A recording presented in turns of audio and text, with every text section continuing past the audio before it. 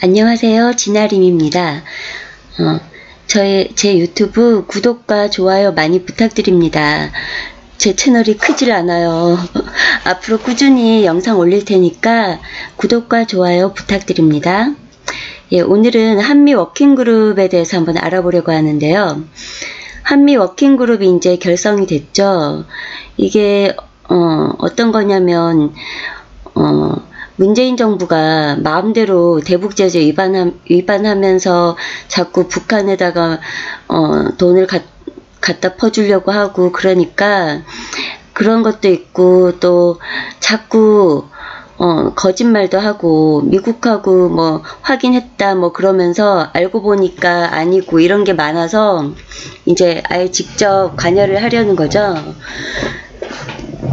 일종의 그런 거죠. 체급이 맞지 않는 미국이 우리나라를 같이 막 맞짱 뜨고 싸울 순 없잖아요. 한미 동맹도 있는데.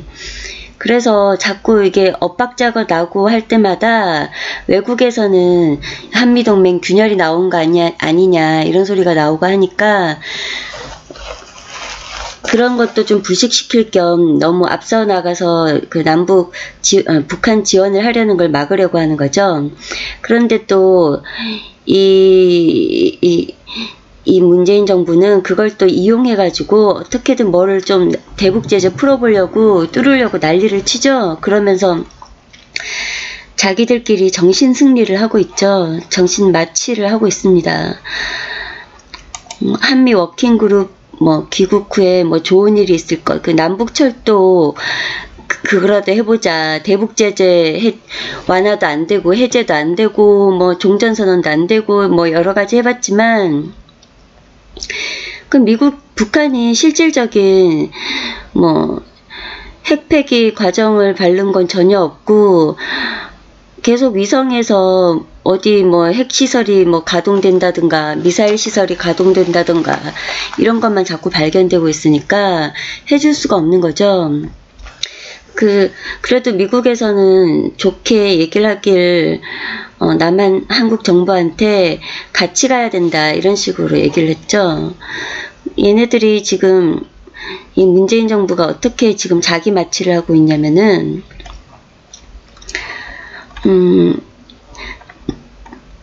그 한미 워킹그룹에서 남북 철도를 뭐 지지했다 뭐 이렇게 막 나오고 있는데 남북 철도를 지지한 게 아니죠.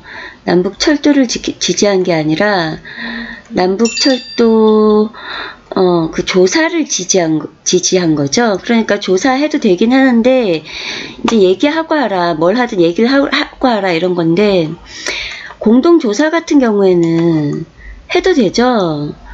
조사니까 그냥 자꾸 그래도 한국이라도 북한에 왔다 갔다 하면서 뭘 하고 안 하는 것보단 낫겠죠. 조사를 하다 보면 북한의 지금 철도 사정이라든가 뭐 그런 정보가 더 생길 수도 있으니까요. 본부장은 미국은 철도 연결을 위한 조사 사업에 대해 아주 강한 지지를 표현했다 뭐 이러는데 사실 뭐 강한 지지를 표현했다기보다는 그래 너희 하고 싶으면 해도 되는데 조사 정도는 해도 되는데 말하고 해라 이런 거죠. 그리고 뭐 회의는 뭐 한 달에 2번 정도 뭐 정례회의를 하기로 했다고 하는데 아마 뭐 그런 거보다는 뭘 하든지 전화로라도 먼저 얘기를 하고 해라 그랬을 것 같아요. 저번에 5.24 조치 해제한다고 강경화가 발언했을 때도 바로 트럼프 대통령이 그랬죠. 한국이 미국 승인 없이 하진 않을 것이다. 바로 제재를 했죠. 폼페이오가 어떻게 얘기를 했는지 보면 알 수가 있죠. 알 수가 있는데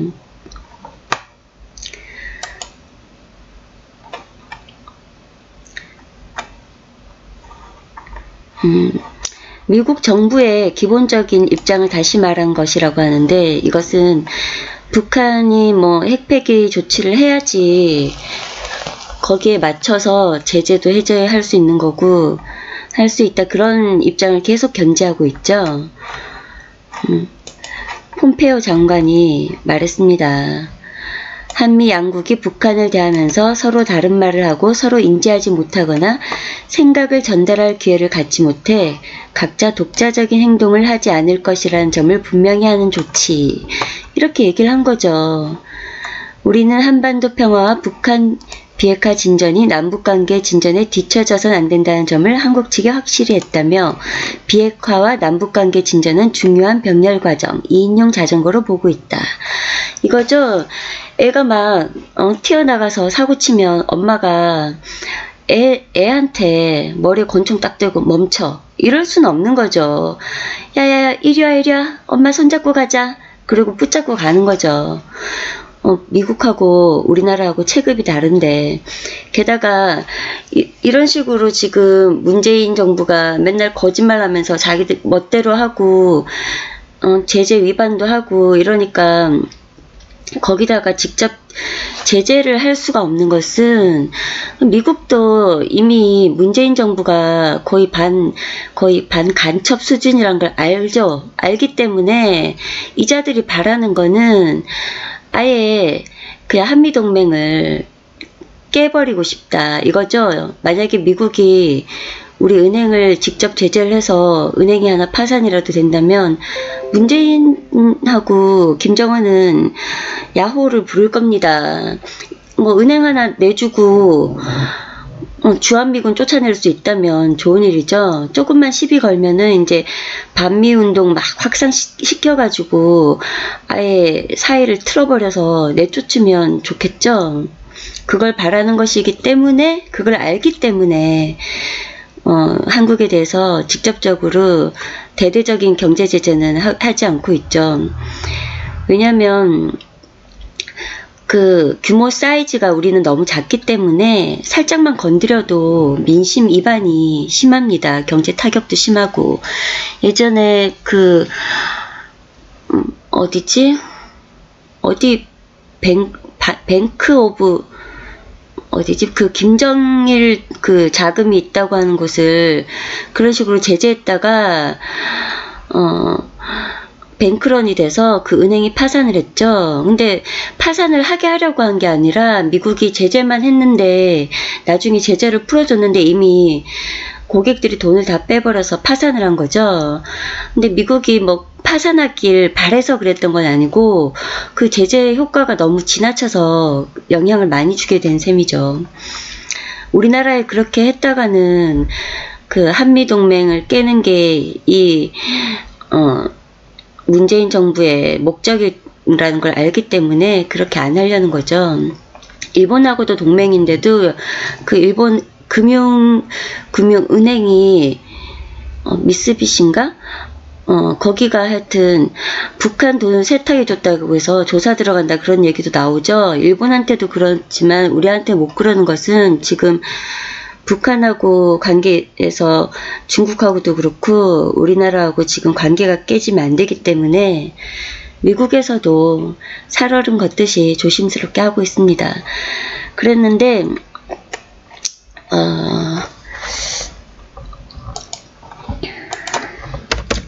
그 김의겸은 어떻게 해석을 하냐면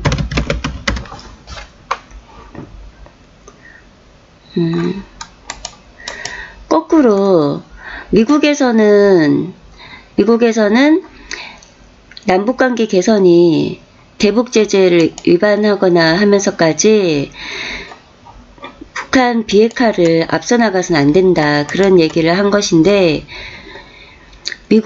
김의겸은 거꾸로 미북 관계가 남북 관계가 개선되는 것만큼 같이 나아갈 것이다 이런 식으로 자기 체면을 하고 있습니다.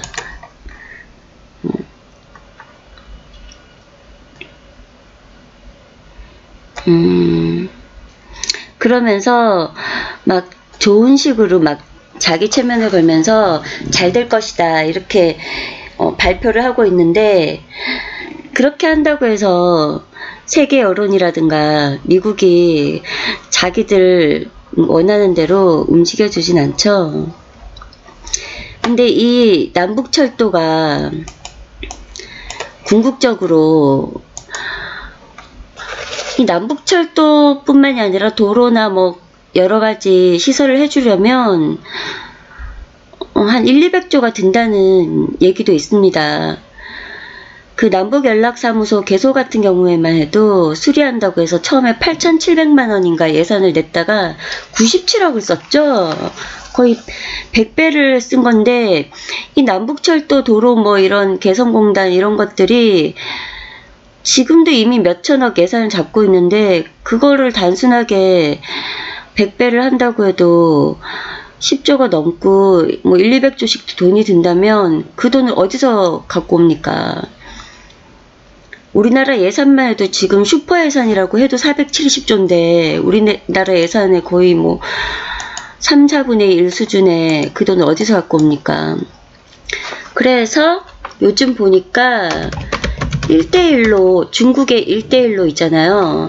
기찻길을 쫙 놓는 거. 그거를 한 나라들이 파산 지경에 이르고 있습니다. 파키스탄 같은 경우에도 그 1대1로를 한다고 중국에 차관을 냈는데 돈을 못 갚게 돼가지고 거의 빚더미에 올라앉았고요. 중국과 460억 달러 규모의 경제해랑 사업을, 인프라 건설을 하기로 했는데 이게 너무 돈도 많이 드는 데다가 경제 위기도 또 올 것 같으니까 무슨 공장 같은 걸로 바꾸자고 하니까 뭐 중국 왕이 부장은 관심을 둘 거라 긍정적인 신호를 보냈다고 하는데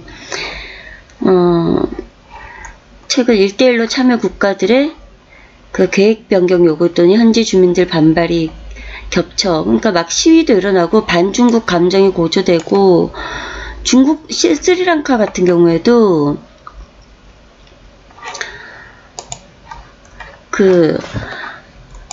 이거 1대1로 사업을 한다고 중국의 차관을 빌려가지고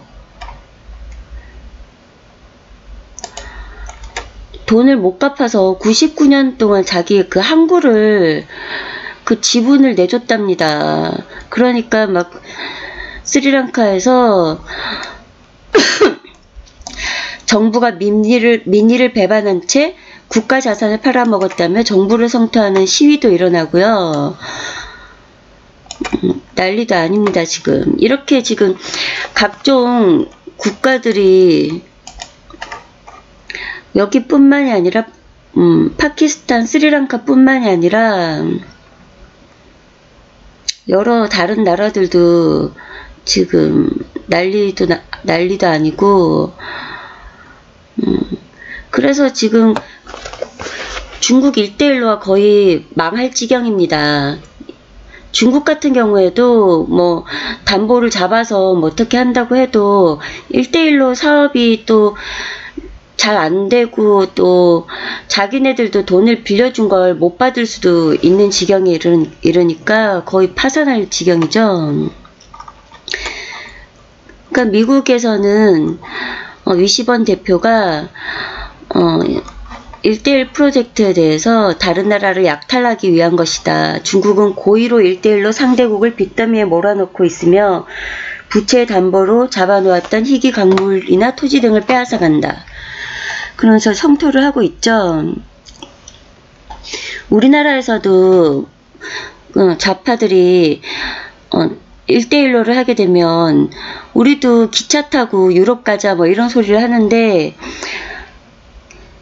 제가 스페인인가 영국에서 야간 열차를 탄 적이 있는데요. 그 침대 열차인데 엄청 불편합니다. 하룻밤 그냥 침대 열차를 타고 이러는데 그 다음날 온몸이 쑤십니다.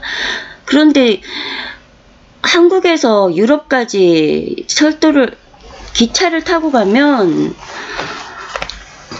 거의 지구의 반 정도를 기차를 타고 간다는 건데, 제가 그 스페인인지 영국인지 갈 때 한 13시간 가까이 걸렸던 걸로 기억합니다. 비행기로 갔는데도요. 비행기로 갔는데도 그 정도면 철도로 가면은 얼마나 오래 가야 되는데 얼마나 또 불편하겠습니까?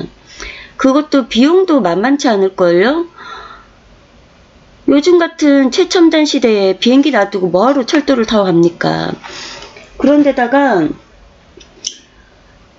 중국을 거의 횡단을 다 해서 지나가야 되는데, 우리 쪽에서 놓는 그 1대1로 철도 같은 경우에는 중국도 그렇고 러시아도 그렇고 공산국가 아닙니까? 중간에 뭐 조금 잘못했다가 공안에 붙잡히면은 포로되는 겁니다. 중국은 정치범 이런 사람들을 막 징역을 시켜서 공장 노동을 시켜서 거의 무임금 같이 해서 저임금으로 가격 경쟁력을 낮춰서 수출을 많이 하죠. 정치범들을 많이 이용한다고 합니다. 그리고 장기 매매 같은 것도 하고, 그리고 죽으면 인체 신비전 뭐 그런 데 들어갈 수도 있고요. 엄청 위험합니다. 위험한데 그런 짓을 문재인은 하고 싶어 합니다.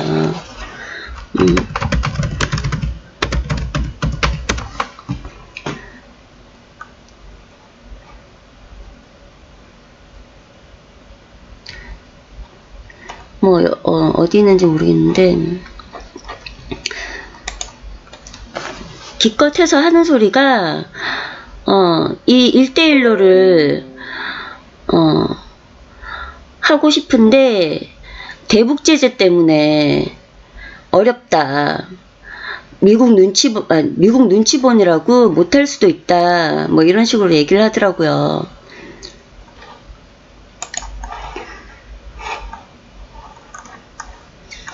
이 1대1로라는 게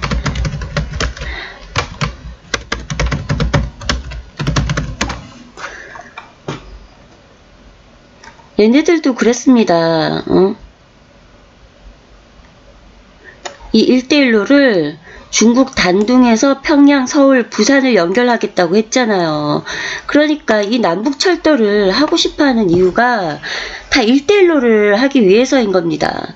그러면은 이 문재인이 나쁜 게 우리나라를 북한에만 갖다 바치는 게 아니라 북한까지 같이 해서 통으로 중국 밑으로 넣어버릴 수도 있는 겁니다. 이거를 거의 뭐 나라 자살을 시키고 있는 셈인데요.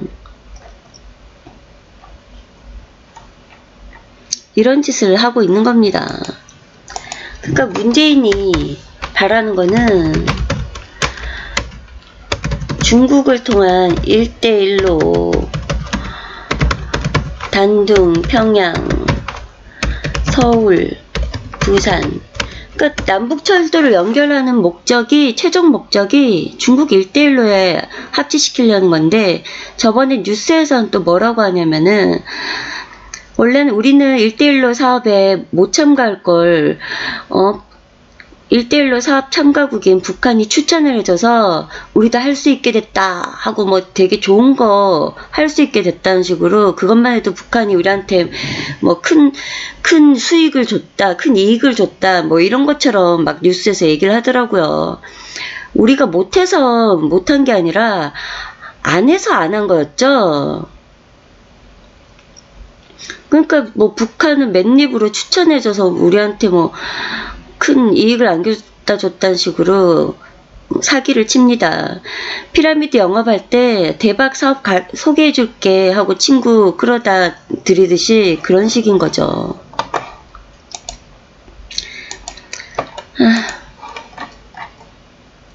그나마 그래도 미국이 우리를 관리해준다고 하니까 한미 워킹그룹이 그래도 문재인 일 그대로 놔뒀다가는 분명히 대북제재 위반을 할 것이고, 계속 대북제재 위반을 하는데 봐주게 되면 다른 나라들하고 그 대북제재 위반했을 때 징계하는 것에 형평성이 어긋나니까 아예 못하게 하려고 차단을 하는 겁니다. 요즘은 또 뭐 꽃물결? 무슨 위원회? 백두칭송위원회, 그런 애들이 또 뭐 백두칭송위원회가 비난을 많이 받으니까 이름을 또 살짝 바꿔서 뭘 또 하나 더 만들었나봐요. 걔네가 또 같은 애들인 것 같은데, 북한은 뭐 하나 얻는 거 없으면은 김정은이 올 수가 없습니다. 목숨 걸고 와야 되는데 지금 북한에서도 김정은에 대해서 충성도가 많이 떨어지고 있기 때문에 김정은이 한번 그 어느 나라건 마찬가지겠지만 지도자가 한번 움직였다고 하면 뭘 얻어가야 되는 겁니다. 경제적으로. 근데 우리나라 와봤자 지금 한미워킹 그룹도 왜 만들었겠습니까? 김정은이 와가지고 쇼 한번 하면 또 분위기 좋게 해서 얼렁뚱땅 뭐 대북제재 위반할 만한 거 큰 거 하나 해줄까봐 못하게 하려고 딱 이렇게 손모가지 붙들고 있는 거 아니겠습니까? 그래서 뭐 북한에서도 얻는 거 없으니까 안 올 가능성도 많고요. 이제 미국 회담은 어떻게 될지 다른 전문가들 얘기 들어보면 폼페이오 같은 경우에도 이제 더 이상 북한을 가서 또 아무것도 못 얻고 오면은 민주당이 하원을 장악했기 때문에 청문회를 열어서 막 따지고 책임 물어서 사퇴시킬 수도 있기 때문에 함부로 이제 북한으로 못 들어가게 됐다. 그렇게 얘기를 하더라고요. 저도 그렇게 생각을 하는데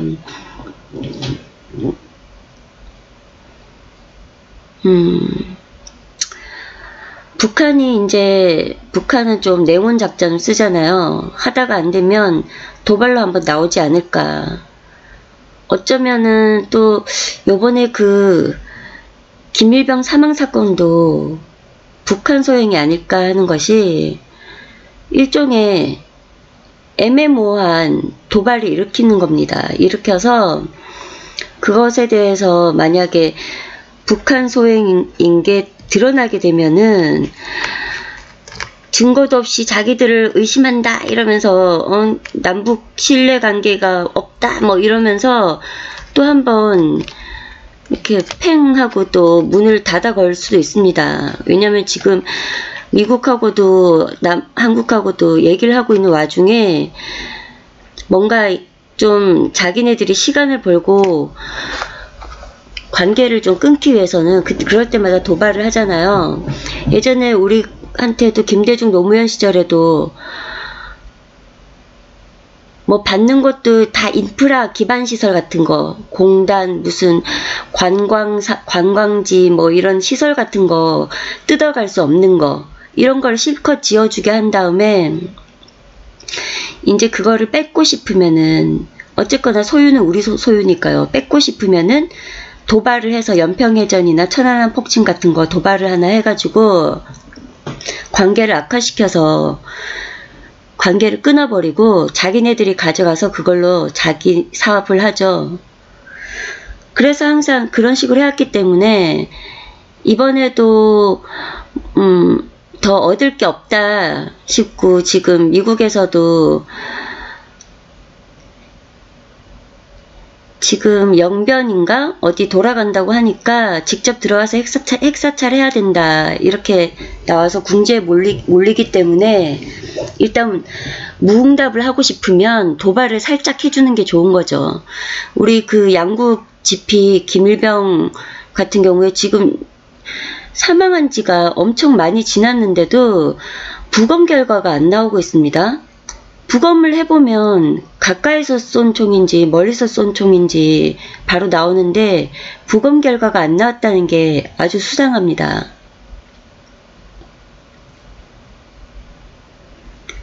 만약에 북한이 미국을 쏠 수 있는 ICBM이 완성됐다면 지금 상황에서 할 수 있는 것은 북한이 탄두가 없이 빈 미사일로 미국 LA 앞바다에라도 근처에라도 ICBM을 한 방 쏘면 됩니다. 연습삼아. 물론 미국에서도 패트리어트로 막을 수는 있겠지만 그 궤적을 보면 중간에 패트리어트로 떨어뜨렸다고 해도 궤적을 보면은 성공했을지 실패했을지 가늠할 수가 있죠. 그런 경우에는 아무리 그게 북한의 큰 도발이라고 해도 미국이 겁먹지 않을 수가 없는 거죠. 그렇게 되면 확실히 미국이 꿇고 들어올 수밖에 없습니다. 그런데 못하고 있죠. 저번에 트럼프 대통령이 화염과 분노 그 얘기했을 때 김정은이 그랬죠. 괌을 포위해서 4발 쏘겠다고. 그러니까 안 쐈죠. 괌만 해도 얼마 안 됩니다. 얼마 안 되는데 미국까지 가려면 미국까지 가는 ICBM 쏘는 게 엄청 어렵습니다. 거의 지구 반바퀴 가까이 돌아야 되는데 지구가 평면이면 상관이 없는데 원이기 때문에 굴곡이 진단 말입니다. 안쪽으로 휘어서 들어와야 되는데 유도를 잘 해야 되는데 아주 고각으로 쏴야 되고요. 근데 고각으로 쏘게 되면 지구 밖으로 나가게 되면은 중력이 없잖아요. 밖으로 그냥 날아가 버릴 수도 있는 거고, 그래서 재진입 기술이 확인이 안 됐다고 하잖아요. 재진입 기술을 확실히 보여줘야지 미국에서 꿀고 들어올 수 있는 거지, 이 상태로는 아무것도 못하죠. 지금 문재인이 하고 있는 짓들이 보면은 군축을 한다고 하는데, 군축을 진짜 평화를 위해 군축을 할 거라면 차라리 우리 그 미사일들 있죠. 북한도 장사정포라든가 그런 단거리 미사일, 우리도 미사일들을 없애야지. GP 같은 뭐 GP나 탱크 방호벽, 지뢰 제거 이런 방어용을 없애는 거는 소용이 없죠. 그래서 이 방어용을 옛날부터 없애고 싶었죠. 왜냐하면 쳐들어오기 좋으려면. 그래서 예전부터 북한이 도끼 만행 사건 같은 걸 일으켰죠. GOP 뭐 그런데 사건이나 뭐 그런 것도 생각해 보니까 일부러 일으킨 것 같아요. 자꾸 그런 접선에서 어떤 사고가 나고 문제가 생기니까, 그렇기 때문에 평화를 위해 이걸 철거해라 이렇게 얘기하기 위해서요.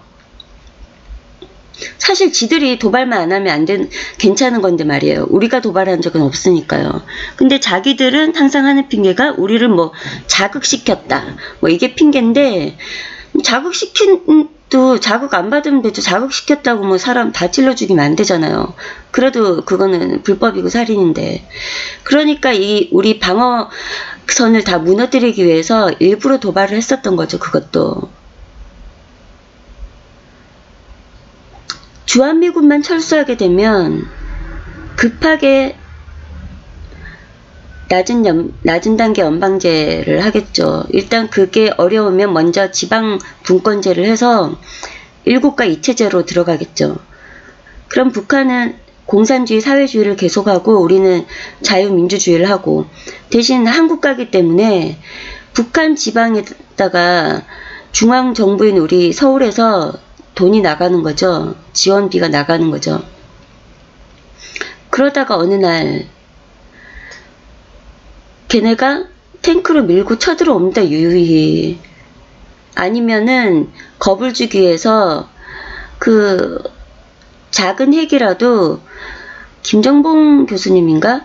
그 군사 전문가인 그분도 그러던데, 만약에 핵을 쏜다면 서울에 쏘는 것이 아니라 어디 지방 변두리에다 쏠 것이다. 왜냐면 이 모든 70년 동안에 이 계획들이 이렇게 잘 사는 서울을 먹기 위해서가 아니겠습니까? 특히 삼성이나 LG 뭐 이런 대기업들이 있는 서울이 얼마나 탐스럽겠습니까? 그거 먹자고 핵을 만든 건데 핵으로 그걸 다 부시면 소용이 없는 거죠. 그렇지만 핵으로 협박하기 위해서는 겁을 줄 필요가 있죠. 그래서 지방 어딘가를 핵을 쏜다면 저는 전라도라고 생각합니다. 5.18 폭동이 북한에서 했다고 보여지는데요. 아니면 그렇게 몇 시간 만에 몇십 군데 무기고를 털고 교도소를 탈옥을 시켜서 양심수들이라고 하는 종북 뭐 간첩 같은 그런 사람들 다 풀고 방화를 하고, 방송사 신문사부터 불질렀죠. 자기네들 정체가 카메라에 그 영상이 남아있을까봐. 그랬는데 아이러니하게도 그렇게 그 상황에서 기자들을 다 적대시하고 못 찍게 하고 그랬다는데 그 힌터펠츠인가? 그 사람은 아주 호의적으로 그 택시 운전사 이름 뭐지? 그 사람하고 잘 데리고 다니면서 사진 찍게 해줬죠. 그러니까 그 사람이 잡한 거죠. 독일도 동독과 서독이 있어서 동독 쪽은 공산당이죠. 그러니까 동독적 사람이겠죠. 그 동독 쪽에 그때 5.18에 대한 영상 그런 거 보니까 전두환 대통령에 대해서 북한 수준 비슷하게 유치하게 엄청 비난을 했더라고요. 되게 뭐 사치스러운 무슨 취임식을 했다 이런데 그냥 이순자 여사도 그냥 한복 입고 있고 그냥 양복에 그냥 띠 하나 두른 건데 뭐 별로 사치스럽지도 않은데 막 과장되게 막 그렇게 비난하는 방송을 한 게 있더라고요. 있는데 그 힌터펠츠가 몇 번을 왔다 갔다 했죠. 2번인가 3번인가.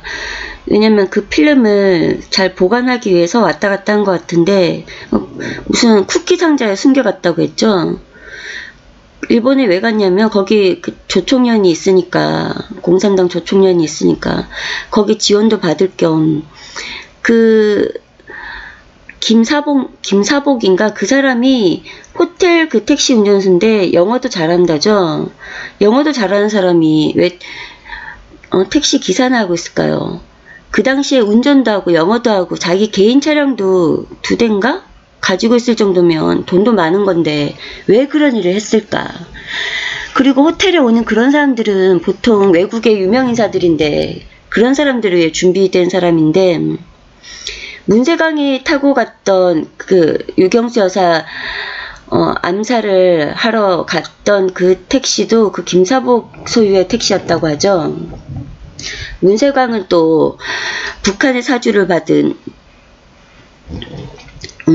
조총련 공산당 그쪽 사주를 받아서 유경수 여사를 암살했다고 하죠. 다 연결이 됩니다. 힌터펠츠도 일본에 왔다 갔다 했죠. 그 당시에 또 조총련에서 그 당시는 아닌가? 하여튼 김일성한테 만경봉호인가? 만경대호인가? 그 배로 한국민들 교포들을 많이 보냈죠. 보내기도 하고.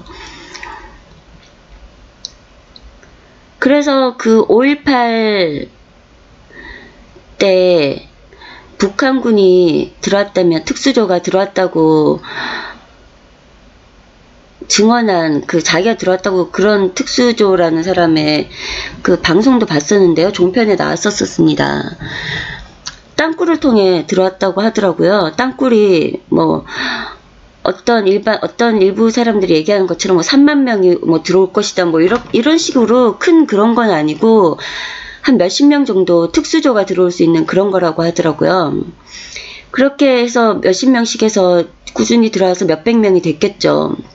그렇게 해서 5.18 그 폭동을 주도했던 600명 사라졌죠. 그래서 그 사람들 어디 갔냐, 죽었냐, 그 실종됐는데 어디 갔냐. 그래서 막 시체가 저기 광주 교도소 밑에 담벼락 밑에 있을 것이다 하고 팔고 난리를 쳤는데 아무것도 없었죠. 그 청주에서 저기 2014년도인가 16년도인가 얼마 전에 몇백 구의 시체가 발견됐었죠. 그런데 그 시체 사라졌습니다.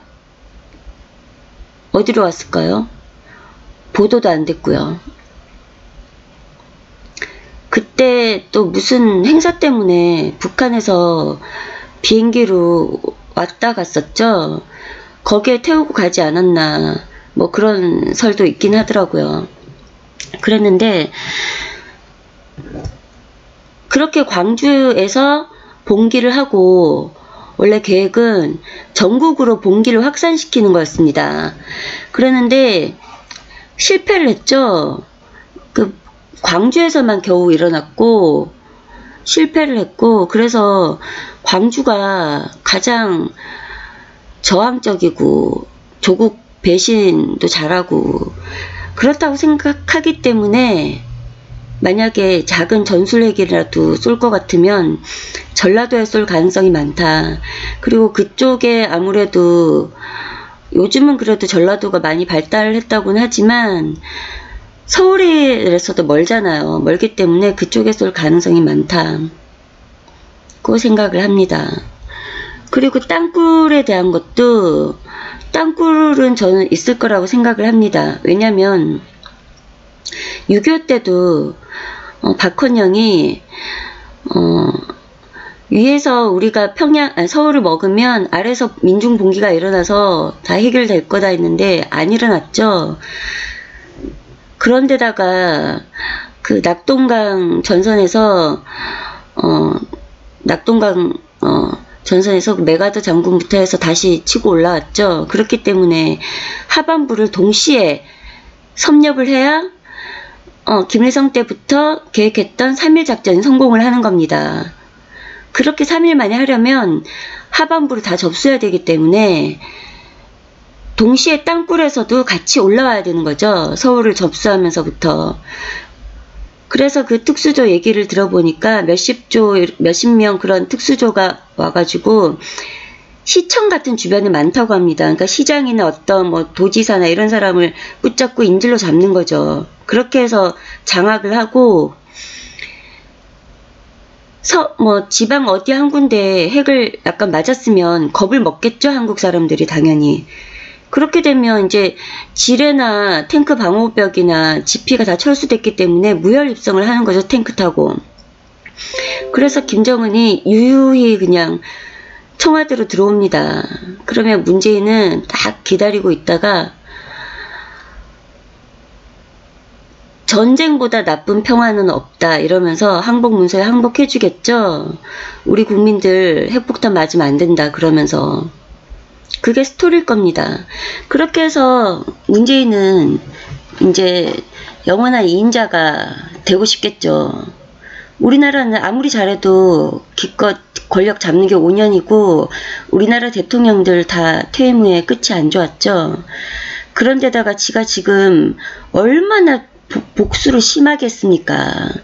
이거는 아마 자기네 정권, 자기네 그 민주당이나 뭐 정의당이나 좌파 쪽에서 대통령이 나온다고 해도 그래도 희생 제물로 바쳐질 가능성이 있기 때문에 이 빨갱이들은 자기들 그 편 안에서도 서로 의리 같은 거 없죠. 그냥 도구로 그냥 사용을 하죠.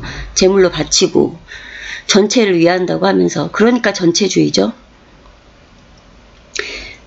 그랬는데 그것도 모자라서 김정은이 막상 와도 김정은도 마찬가지죠.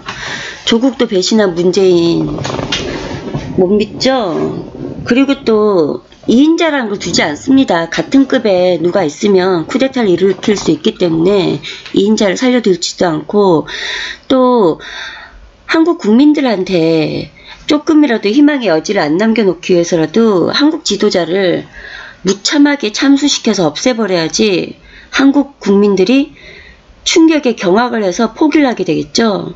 그리고 전 세계에서 볼 때도 확실히 저기는 이제 북한에 뺏겼구나. 더 이상 뭐 지지해줄, 밀어줄 한국 지도자도 없고 끝났다 저기는. 이렇게 포기를 하게 만들려면 어떻게 해야 될까요? 문재인 목을 따야죠. 따서 그 촛불혁명 좋아했던 문재인이 생전에 그렇게 좋아했던 광화문 이순신 장군 칼끝에 걸어놔야 되겠죠. 눈으로 보는 것만큼 무서운 게 없기 때문에 거기 걸어놓을 겁니다. 아마 한국 국민들 보라고 시위조차 못하게 하려고. 그러나 뭐 이미 미국은 동맹이 끝났고 유엔도 철수했고 내전이기 때문에 외국에서 간섭할 수가 없죠. 미국에서는 그때는 어떻게 하냐. 이미 일은 벌어졌기 때문에 이제 적화통일된 북한은 한반도는 또 나름대로 중국하고 맞설 수밖에 없는 운명에 처하기 때문에 친미를 하려고 하겠죠. 그런 사례가 정확히 베트남이죠. 멀리 봤을 때 베트남은 사실 공산주의 혁명 성공도 아니죠. 적화통일은 성공했지만 그래서 북한과 문재인이 한국 종북 좌파들이 월남 패망 모델을 그대로 교과서로 교본으로 차용해서 지금 그대로 지금 똑같이 오고 있죠. 오고 있는데 결국 지금의 베트남은 어떻게 됐습니까? 거의 자본주의화 되어 가고 있죠. 신압으로 스물스물 공산주의에서 자본주의로 넘어가고 있죠. 이게 바로 공산주의의 패배긴 하지만 일단 그 시대에 살았던 국민들은 무참하게 숙청당하고 보트피플이 되고 전 세계에 창피해지고 그렇게 됐었죠. 그게 가장 위험한 시나리오죠. 우리한테는. 형식적으로 지금 물리적으로는 거의 그 월남패망 시나리오를 아주 성공적으로 70% 이상 지금 성공해 왔는데 그나마 하나 변수가 있다면 월남은 그 당시에 거의 전 국민이 모르는 채 선동을 당해서 넘어갔었죠. 좌익 선동에. 근데 우리는 지금 현대에 살기 때문에 인터넷이라는 것도 있고 또 국민들 교육 수준도 그 당시 월남보다는 뛰어나고 그렇기 때문에 적은 수지만 태극기 세력이 있고 이런 것에 대해서 의식이 많이 껴있는 애국 우파들이 꽤 있는 편입니다. 그게 마지막 변수이고 자국을 지키려고 하는 우리 태극기 국민들이 있기 때문에 미국도 도와줄 수가 있는 겁니다. 소도 비빌 언덕이 있어야 된다고. 미국도 국민 스스로 공산화가 안 되려는 국민들이 있어야 도와줄 수가 있는 거죠. 스스로 공산화가 되고 싶어하는 국민들이 있는 나라를 자기들이 마음대로 할 수가 없는 거죠. 자유라는 것은 타인의 의사를 존중하는 것이기 때문에. 한미 워킹그룹이 일단 구성이 돼서 지금 문재인 정권을 막아주고는 있긴 하겠지만 트럼프가 북한이 어떻게 할 것인가. 아마 김정은이 트럼프한테 개인적으로 편지를 엄청 보내는 것 같습니다. 그래서 트럼프가 우리는 사랑에 빠졌다고 농담을 한 것이 김정은이 트럼프 대통령한테 연애 편지 쓰듯 주구장창 편지를 쓰고 있다는 겁니다. 그리고 또 자기 개인적인 애로라든가 좀 그런 거를 많이 얘기했을 것 같습니다. 그러니까 자기 위치나 그 공산당, 노동당 그 간부들 그에 포위되어서 자기의 한계 이런 것도 많이 얘기를 하고 했기 때문에 김정은은 김정은대로 트럼프가 포섭을 하려고 노력을 하고 있고 또 그 밑에 강경한 빨갱이 간부들 같은 경우에는 또 자기 그 강경한 간부들로 해서 상대하게 하고 있고 그런 식으로 해서 자기가 또 북한에 우호적으로 온건하게 나가면 민주당이 반대로 또 강경하게 나가기 때문에 일종의 보험을 들어준 셈이죠. 전쟁을 하게 돼도 이제 자기가 아니라 민주당에서 하자고 했기 때문에 전쟁에 대한 뭐 인도적 책임 그런 데서는 조금 부담을 덜 수가 있겠죠. 만약에 트럼프가 전쟁을 밀어붙여서 했다면 전쟁의 승패와는 상관없이 그 사진 잘 찍은 상을 뭐라고 하죠? 퓰리처상이라고 하나? 그런 뭐 인권적인 사진 찍어서 히트 쳐서 뭐 상 받고 그런 사람들 있잖아요. 왜 그 대표적인 게 커다란 까마귀 앞에서 죽어가는 아이 사진 그런 것들 그리고 난민 3살짜리 아이가 그 바닷가에 떠내려와서 죽은 사진 이런 것들 그런 것처럼 북한의 그 핵폭탄이 떨어졌거나 폭격으로 인해서 어린아이가 죽은 사진 이런 걸 찍어서 막 감성팔이를 해가지고 트럼프를 공격할 거란 말입니다. 그게 제일 무서운 거죠. 그러니까 이기고도 지게 되는 겁니다. 트럼프는 가장 위험한 건데 일단 그거는 피할 수가 있게 되는 거죠. 그러면 그래서 일종의 보험을 들어줬다. 그렇게 되는 거죠. 자, 오늘 이 시간 여기까지만 말씀드리겠습니다. 감사합니다.